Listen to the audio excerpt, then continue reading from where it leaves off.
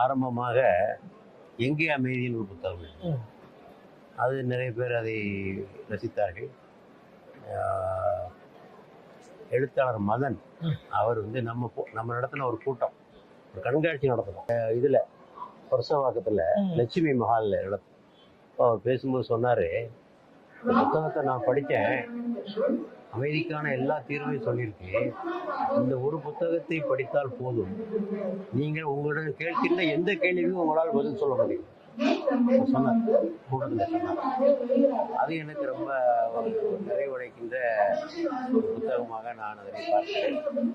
அப்புறம் அண்ணலாரின் ஆளுமைகள் ஒரு புத்தகம், அது பெருமானாரை முழுமையாக தெரிந்து கொள்வதற்கான ஒரு நூலாக நான் அந்த புத்தகத்தை பார்க்கிறேன்.